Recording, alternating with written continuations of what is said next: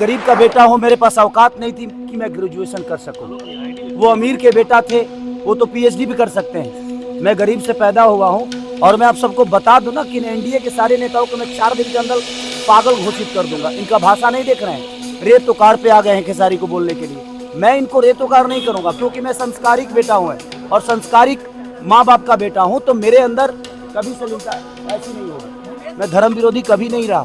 मैं राम पे गाना गाया हूँ, मैं राम का एक्ट किया हूँ, राजा राम मूवी किया हूँ। मैं ये कह रहा हूँ धर्म के नाम पे आप वोट मत मांगो। धर्म जरूरी है, लेकिन हमें कर्म करने के लिए शिक्षा भी जरूरी है, अस्पताल भी जरूरी है। ये कौन बनाएगा? मैं आज माइक के सामने आप सबको बोल रहा हूँ कि ये आज के आज पूरे एनडीए के नेता और ये स्टार प्रचारक जो 4 हमारे बड़े भाई हैं, ये प्रेस कॉन्फ्रेंस करें और कह दें कि कल से फैक्ट्री का शिलान्यास यहाँ पे होगा, कल से बेहतर कॉलेज बनेगा, शिलान्यास होगा।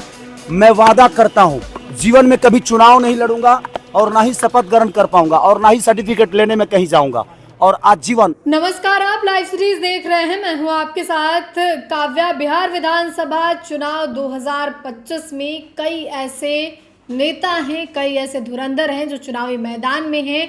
उसमें खेसारी लाल यादव का भी नाम है। आरजेडी से छपरा सीट से जो है वो उम्मीदवार हैं, वहाँ वोटिंग हो चुकी है। लेकिन खेसारी लाल यादव जो हैं इन दिनों लगातार सुर्खियों में। उनका ये कहना है कि राम मंदिर से बेरोजगारी खत्म नहीं हो सकती है। ऐसा वो कहते हैं कि मैं धर्म का विरोधी नहीं हूँ, मैं जय श्री राम बोल सकता हूँ, लेकिन क्या इससे बिहार की और देश की बेरोजगारी खत्म हो जाएगी? ऐसा खेसारी लाल यादव का कहना है। आप खुद खेसारी लाल यादव को सुनिए कि वो क्या कुछ कह रहे हैं। आपने कहा कि महागठबंधन की सरकार बनी तो 2 करोड़ नौकरी मिलेगा, तो तेज प्रताप यादव ने कहा कि नाचने वाला नौकरी देगा। चलिए, बड़े भाई है भाई, वो उन्हीं लोगों से मिल के ना वो भी कुछ भी बोल रहे हैं, बट ठीक है, वो बड़े भाई, उनका जवाब देना मेरे लिए जरूरी नहीं है। सर, पवन सिंह लगातार आप पे सर तंज कस रहे हैं। पहले उन्होंने ये तंज कसा और अब निरहुआ भी पीछे नहीं हट रहे। कह रहे हैं कि रवि किशन जी ने आईफा जीता है,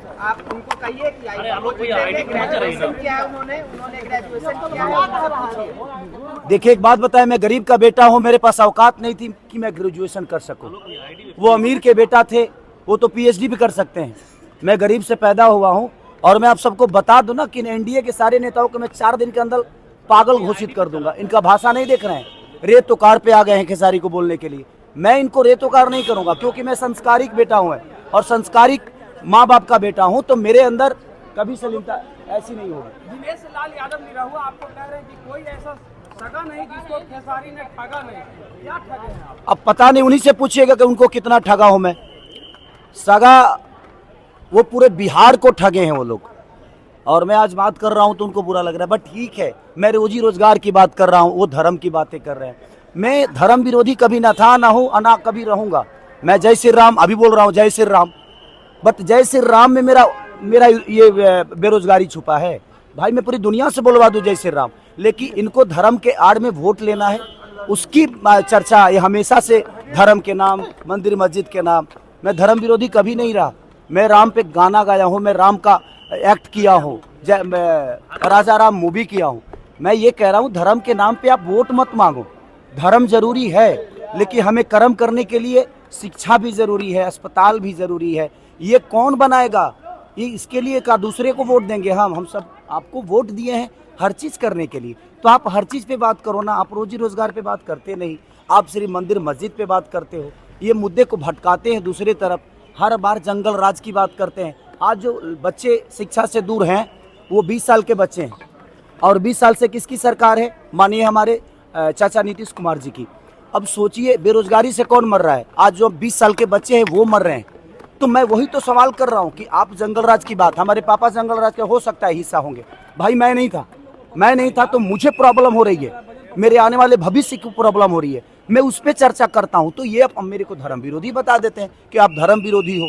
मेरा हमेशा से यही रहा है कि भाई, अगर मैं आज माइक के सामने आप सबको बोल रहा हूँ कि ये आज के आज पूरे एनडीए के नेता और ये स्टार प्रचारक जो 4 हमारे बड़े भाई हैं, ये प्रेस कॉन्फ्रेंस करें और कह दें कि कल से फैक्ट्री का शिलान्यास यहाँ पे होगा, कल से बेहतर कॉलेज बनेगा, शिलान्यास होगा। मैं वादा करता हूँ जीवन में कभी चुनाव नहीं लड़ूंगा और ना ही शपथ ग्रहण कर पाऊंगा और ना ही सर्टिफिकेट लेने में कहीं जाऊंगा और आजीवन, अगर मेरे सर्टिफिकेट लेने में ही इनका छुपा हुआ है रोजगारी, बेरोजगारी छुपा हुआ है, ये मुझे दोषी बना रहे हैं बेमतलब का, ये मुझे टारगेट कर रहे हैं। भाई मुझे टारगेट मत करो, बिहार बेरोजगारी से डूब रहा है, शिक्षा से दूर है, अस्पताल से दूर है, उस पर बात करो ना आप। सर एक आखिरी सवाल रहेगा सर कि क्या लग रहा है, आप लगातार प्रचार में जा रहे हैं, महागठबंधन की सरकार बनने जा रही है बिहार में या एनडीए? आपको नहीं लग रहा है? मैं तो पहले चरण में 100 में 100 हैं हम ही, बाकी कोई नहीं है। और आप देखिएगा खेसारी के आने के बाद सरकार बदलेगी। आप भाषा इनकी नहीं देख रहे हैं, किस हिसाब से बोल रहे हैं। अब ये रेत कार पे आ गए, आप बड़े हैं लेकिन भाषा का मर्यादा आपको होना चाहिए। तो मुझे लगता है कि ये सारे के सारे बौखलाए हुए हैं, ये पार्टी के हैं। सच पूछिए तो मैं तेजस्वी जी का छोटा भाई हूँ और हमेशा से उनका प्यार आशीर्वाद हमें मिला है। निरहुआ कह रहे हैं कि आपका नाम खेसारी लाल यादव नहीं, अहंकारी लाल यादव होना चाहिए। चलिए वो कुछ भी, मैं क्या बोला कि उनकी भाषा की गरिमा देखिए कि वो बड़े भाई होकर और किस भाषा का इस्तेमाल कर रहे हैं। इसका मतलब नहीं लग रहा है। मैं क्या बोला, 4 दिन के अंदर इस सारों को पागल कर दूंगा, मैं सबको पागल घोषित करवा दूंगा। यदुमुल्ला के ऊपर तरह तरह के नेम कोई बात नहीं, शायद मुसलमान हमारे देश के हिस्सा नहीं है। और अगर बेहतर बिहार के लिए मैं बात करता हूं तो यदुमुल्ला हूं, तो मुझे मंजूर है यदुमुल्ला होना। अगर शिक्षा की बात करता हूं और पलायन रोकने की बात करता हूं और ये मुझे यदुमुल्ला कहते हैं, मुझे मंजूर है यदुमुल्ला होना। मुझे कोई फर्क नहीं पड़ता कि मैं यदुमुल्ला हूं कि मैं क्या हूं।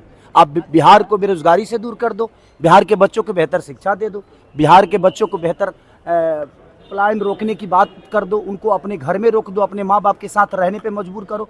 मैं उसके अगर उनको ये शब्द बोलने से और ये करने से यदुमुल्ला कह रहे हैं तो आई एम यदुमुल्ला, मुझे कोई फर्क नहीं पड़ता।